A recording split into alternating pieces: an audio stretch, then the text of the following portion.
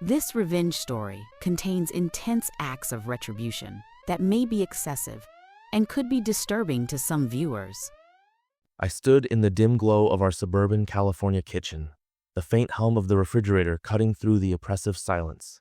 Takeout bags littered the counter greasy, half empty, their contents spilling out like the remnants of a life we used to know. The clock ticked past 9 p.m., its hands creeping forward with a relentless rhythm, and Joan still wasn't home. My stomach twisted, not from hunger but from a gnawing suspicion that had been clawing at me for weeks. Something was off. I could sense it, heavy and inevitable, like the dark clouds of a storm rolling in over the Pacific. Emily slouched at the table, her phone buzzing incessantly in her hands. She didn't look up. Her face was pale, almost ghostly in the flickering light, her fingers tapping the screen with a frantic, restless energy that set my nerves on edge. I wanted to ask what was wrong, God knows I did, but the words lodged in my throat, thick and unyielding.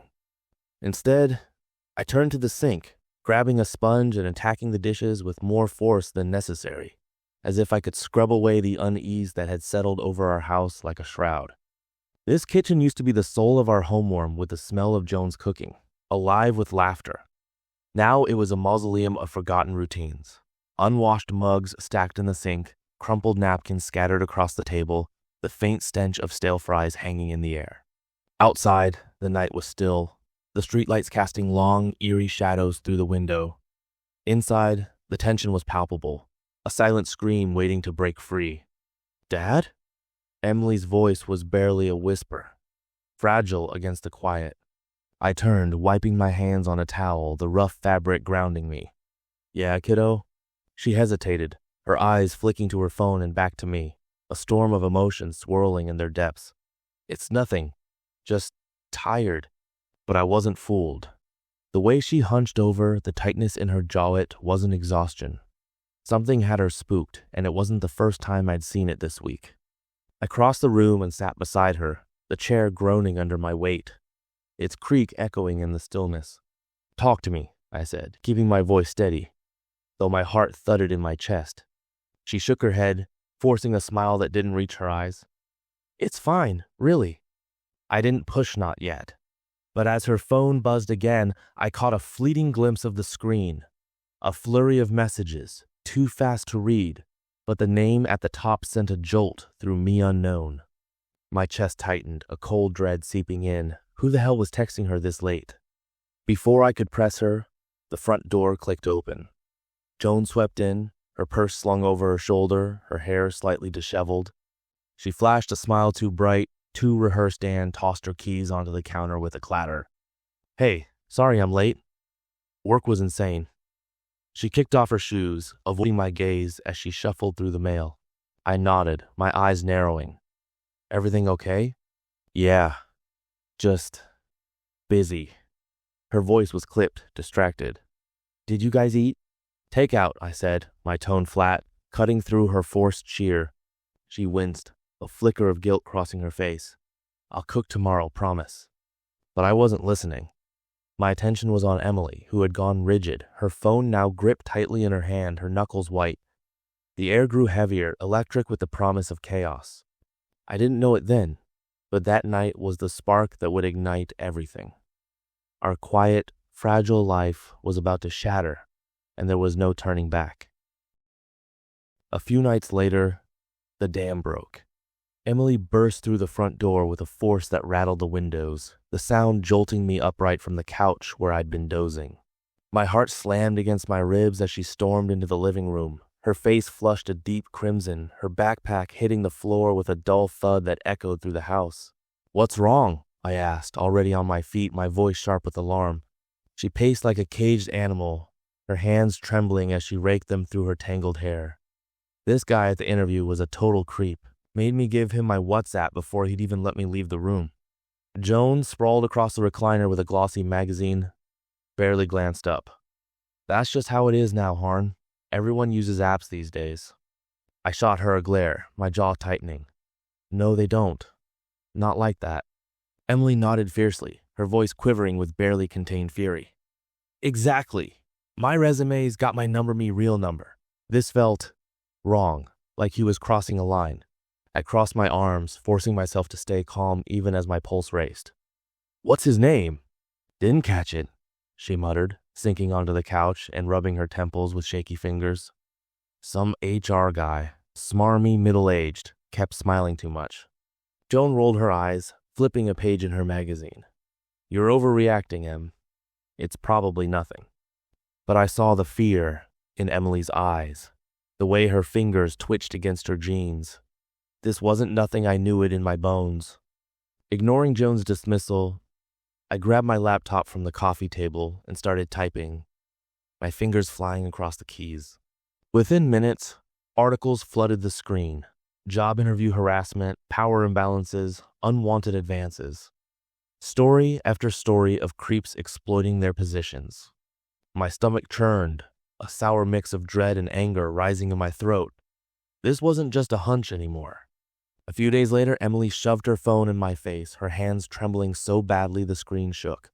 Look at this, Dad. I squinted at the glowing display. Messages stacked up in a thread.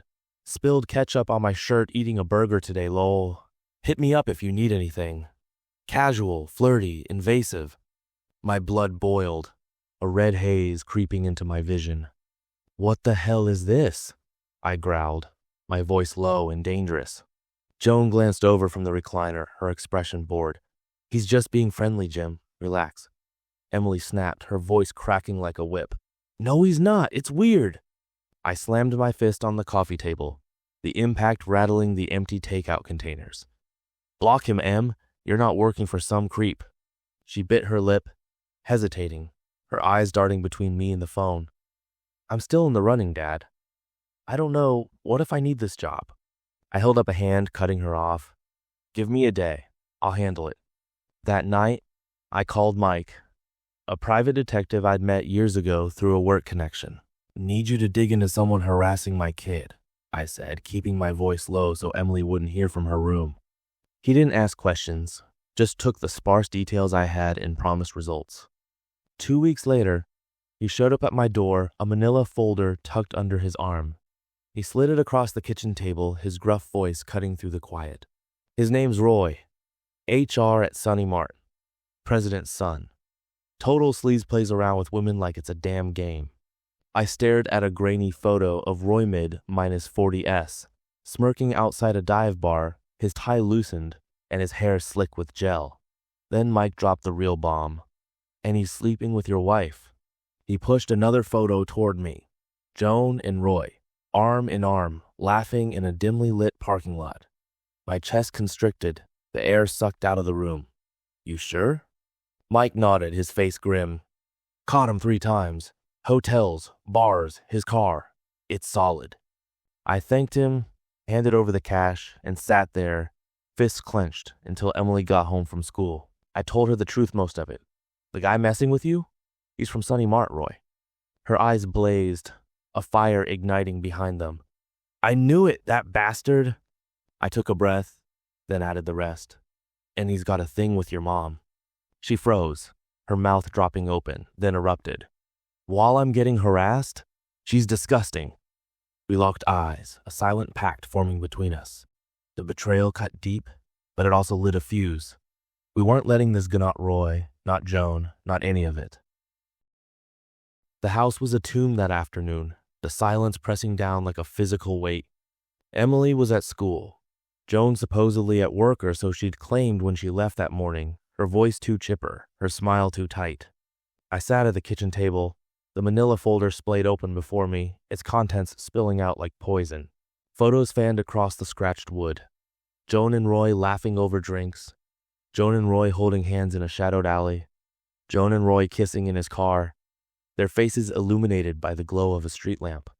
Each image was a blade, slicing through 20 years of trust, leaving nothing but raw, bleeding wounds.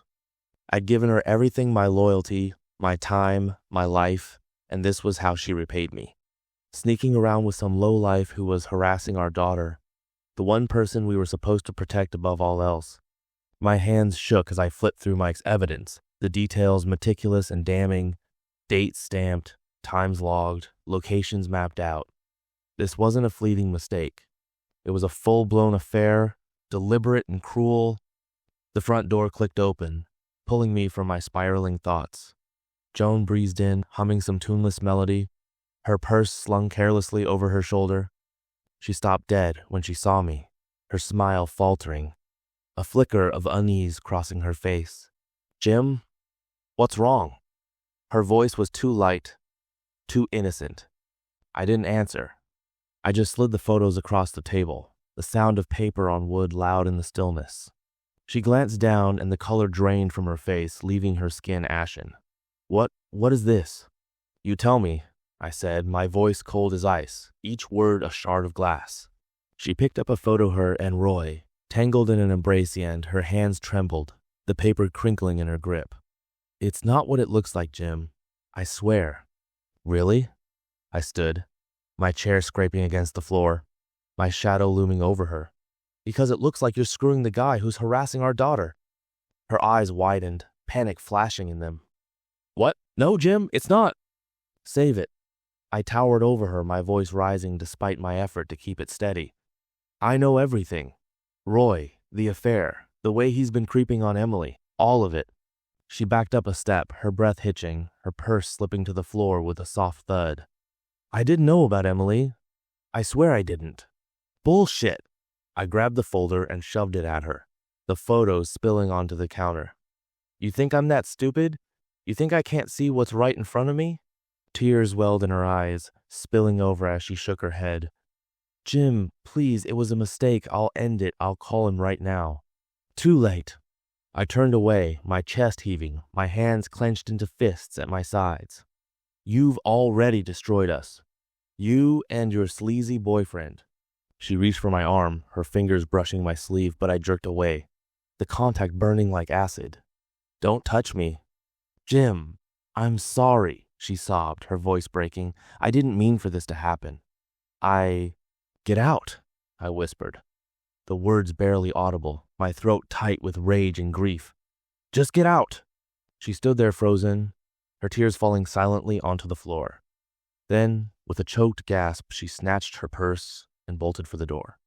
It slammed shut behind her, the sound reverberating through the empty house like a gunshot. I sank back into the chair, the weight of her betrayal pressing down on me, crushing the air from my lungs. The pain was overwhelming, a gaping wound that threatened to swallow me whole.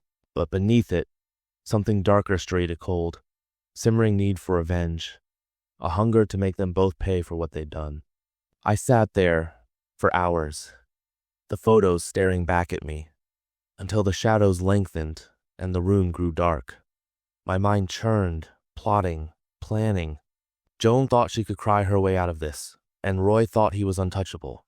They were wrong. They'd torn my family apart, and I'd be damned if I let them walk away unscathed. This wasn't over, not by a long shot. Emily's final interview with Sonny Mart was the perfect opening, a stage set for our first move. I handed her the sealed envelope, Mike's damning evidence. Every photo and note meticulously gathered and met her determined gaze. "Drop this on the table at the end," I said, my voice low and steady. "Then walk out. Don't look back." She nodded, her jaw set, a fire burning in her eyes. "I've got this, Dad." I waited in the parking lot, leaning against the truck, my heart pounding a relentless rhythm against my ribs. The minutes dragged on, each one stretching into an eternity, the late afternoon sun sinking lower and casting long shadows across the asphalt. My palms were slick with sweat, my mind racing with what-ifs. Then the glass doors burst open, and Emily strode out, her head high, Roy storming after her, his face a mottled red with fury. "What the hell was that?" he shouted, his voice carrying across the lot, sharp and indignant. Emily turned on her heel, her expression shifting to something syrupy sweet, a mask of innocence that didn't reach her eyes. "Oh, Roy, don't be mad," she cooed, stepping closer. She slipped a folded note into his hand, her smile turning wicked. "Meet me here tomorrow night. You won't regret it." He blinked, caught off guard, his anger faltering as he clutched the note. Confusion flickered across his face, but the bait was too tempting. He pocketed it with a smirk. I recorded the whole exchange on her phone, the lens steady from my vantage point, capturing every word, every gesture. 2 days later, there was a knock at the door. I opened it to find Charles, Roy's father, standing on my porch, sweat soaking through his expensive suit, his bald head gleaming under the porch light. He looked like a man on the edge, his hands wringing together nervously. "Mr. Johnson," he stammered, his voice thick with desperation. "I'm so sorry about my son. He's been fired effective immediately. We'll make this right, I promise." I crossed my arms, leaning against the doorframe, my face impassive. "How?" He fumbled in his jacket and pulled out a check, thrusting it toward me with shaky hands. $15,000.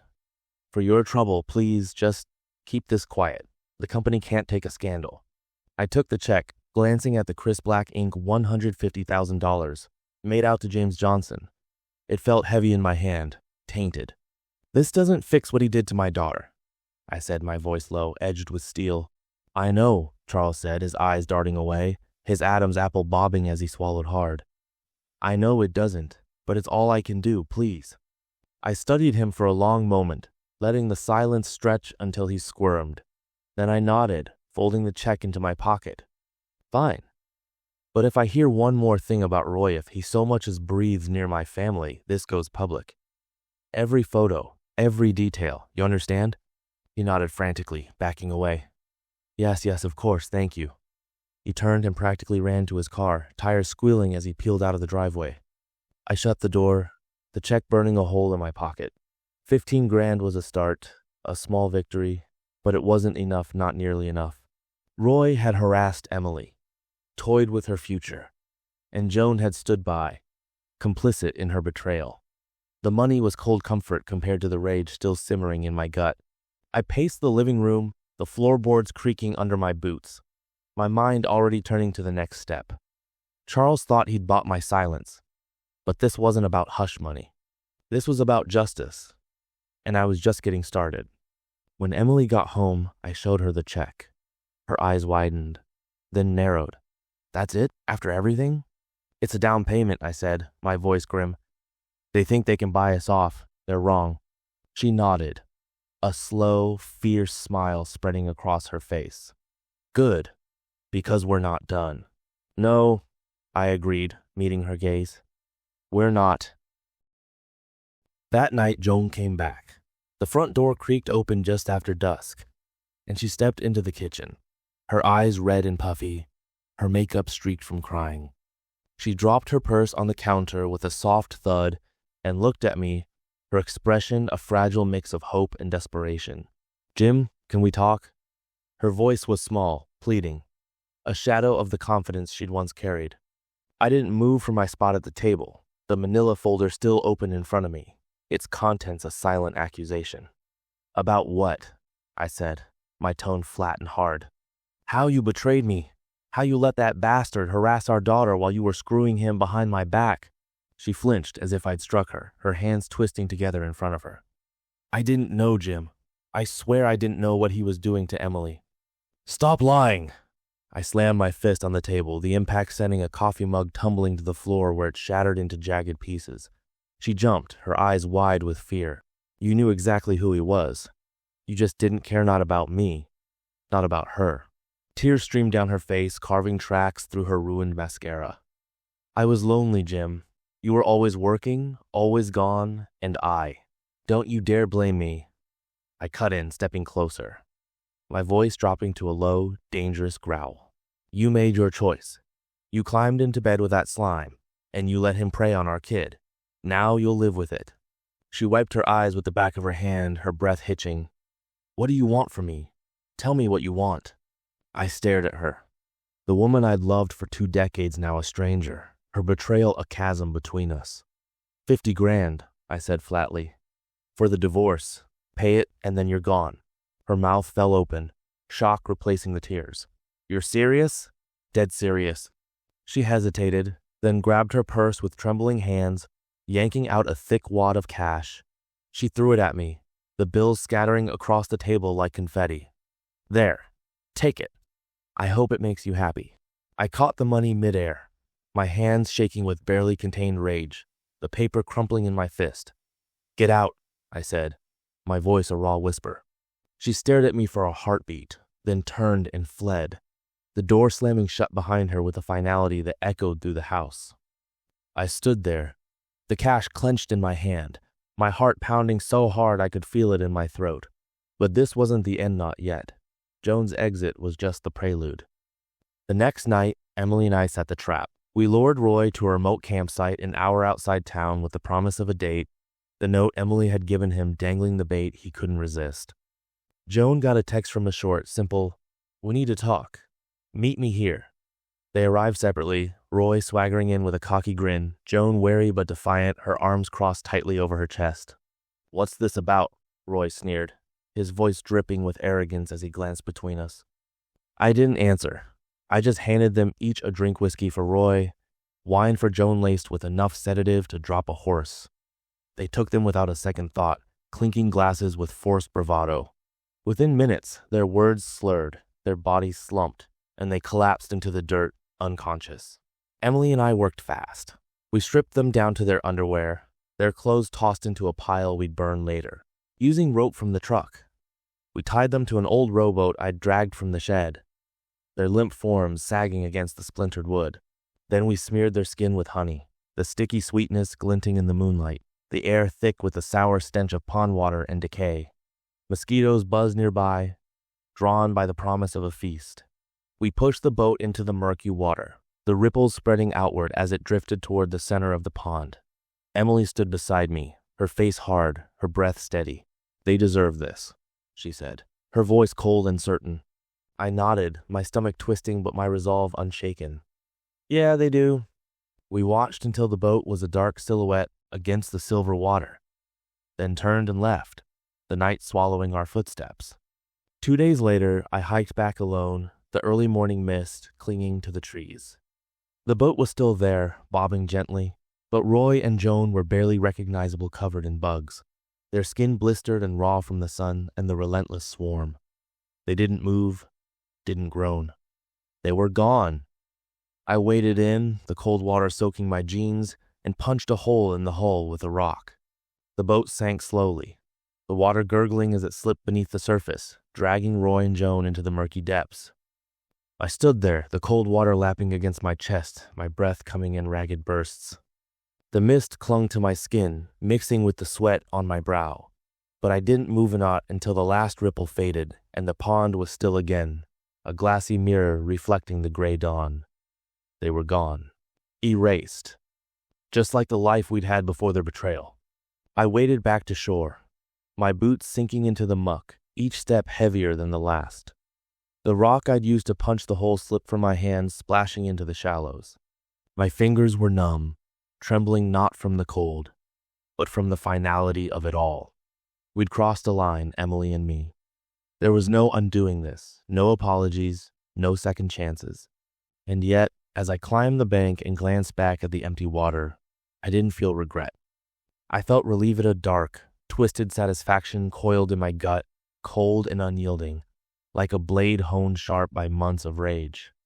The air smelled of damp earth and decay, the pond's stagnant breath rising in faint wisps of vapor. Somewhere in the trees a crow cawed, its harsh cry splitting the silence. I wiped my hands on my jeans, the denim stiff with pond slime, and started the trek back through the woods. The forest was waking birds chirping, leaves rustling in the breeze, a soft glow creeping through the branches as the sun climbed higher. Life went on, indifferent to the weight of what we'd done. My mind churned as I walked, replaying the last few days in jagged bursts. Joan's tear-streaked face as she threw the cash, her voice cracking with excuses. Roy's smug grin faltering as the sedative hit, his body crumpling like a puppet with its strings cut, the sickening thud of their weight hitting the dirt, the sticky smear of honey glistening on their skin. Each memory was vivid, etched into me, but distant like watching a film I'd seen too many times. I didn't linger on the guilt. There wasn't any. They'd hollowed out our family piece by piece, and we'd repaid them in kind. The hike back to the truck took longer than I'd expected, the uneven ground pulling at my soaked boots. My legs ached, my chest tight with exertion, but I kept moving. When I broke through the tree line, Emily was there, leaning against the hood, arms crossed tight over her chest. Her dark hair was tangled, her eyes fixed on the ground, but she didn't ask if it was done. She didn't need to. The silence between us said enough. I climbed into the driver's seat, and she slid in beside me. The engine roared to life, a low growl that vibrated through the cab, and we drove back to town without a word. The road stretched ahead, a gray ribbon cutting through the pines, the morning light casting long shadows that danced across the asphalt. My hands gripped the wheel, knuckles white, the crumpled bills from Joan still stuffed in my pocket. $5,000 a cheap price for what they'd taken, but it wasn't about the money. It was about the end. The final severing of a life I'd once known. Beside me, Emily stared out the window, her jaw set, her breath fogging the glass in shallow bursts. I wondered what she saw in the blur of trees' relief, maybe, or the ghost of the girl she'd been before Roy's hands had left their mark. Back home, the house felt too quiet, the air thick with the scent of stale coffee and yesterday's regret. I hauled the pile of their clothes, Roy's flannel, Joan's jacket from the truck to the backyard, dumping them into a rusted fire pit. Emily brought the gasoline, her movements quick and sure, and I struck the match. The flames caught fast, licking at the fabric, turning it black and brittle. Smoke curled into the night sky, thick and acrid, the stench of charred cotton clinging to my skin. Emily watched from the porch, her face half lit by the firelight, her expression unreadable. When the blaze died to embers, she turned and went inside, the screen door creaking shut behind her. I stayed out there, stomping the ashes into the dirt, the heat fading against the chill of the evening. The stars blinked down, cold and distant, offering no judgment. It was over, finally over. But even as I kicked the last glowing cinder into dust, I knew the scars would stay. Revenge didn't erase the past, it just carved new lines over the old ones. Joan and Roy had taken everything: our trust, our peace, our daughter's innocence, and we'd taken it back, piece by bloody piece. The law might call it murder, but in my bones it felt like justice. Inside, the house was dark, the silence pressing against my ears. I washed my hands in the sink, the water running brown with pond muck, then grabbed a beer from the fridge.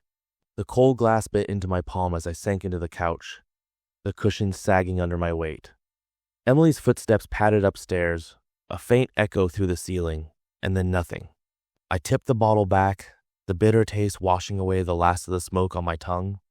For the first time in months, I didn't dream of Joan's excuses, Roy's leering face, the endless spiral of betrayal. I slept hard, the kind of sleep that leaves you heavy and empty, like a stone dropped into deep water. Morning came too soon, the sunlight slicing through the blinds, stabbing at my eyes. I lay there, staring at the ceiling, the events of the past week settling into me like sediment in a jar. We'd done it, Emily and me. We'd burned the rot out of our lives, left it to sink in that pond, and now we had to figure out what came next. The cash sat on the counter, a crumpled stack of green, a hollow victory. I'd file the divorce papers soon, make it official, but that was just paperwork. The real end had come out there in the woods, in the cold, quiet dark. I got up, joints creaking, and started coffee. The machine hissed and sputtered, filling the kitchen with a familiar hum. Emily came down a while later, her hair pulled back, her eyes clearer than they'd been in weeks. She didn't say much, just poured a mug and sat across from me, the steam curling between us. We didn't need to talk about it. What was done, and we'd carry it together, the way we always had. Outside, the world turned on, cars rumbling down the street, birds squawking in the trees, life stitching itself back together. For us, it'd take longer, but we'd get there. One day, one step, one breath at a time. I quit my job the morning after I sank the boat, walked into the office, looked my boss in the eye, and said, "I'm done." No notice, no excuses, just a nod and a turn toward the door.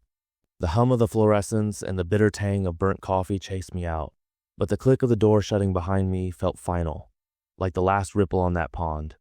A week later, the house was gone. Sold off, every echo of our old life: laughter, fights, betrayals swapped for a check and a clean break. The realtor handed me the keys to a hollowed-out shell, and I gave her the last piece of California I'd ever hold. With $200,000 stuffed in a duffel, $150,000 from Charles, $50,000 from Joan. I packed Emily into the truck, and we headed north. The golden haze of California faded into the damp, gray embrace of the Pacific Northwest. The border was a quick shuffle of papers and bored guards, and then Vancouver loomed ahead, its skyline smudged by drizzle. We pulled into a cheap hotel on the city's fringe, the kind with a flickering neon sign and a faint whiff of mildew. The room was starkly simply sagging bed, a chipped nightstand, a window streaked with rain like a blank slate pressed against the chaos we dragged with us. It wasn't home, but it was enough for now. Emily kicked off her boots and flopped onto the bed, her dark hair fanning out over the lumpy pillow.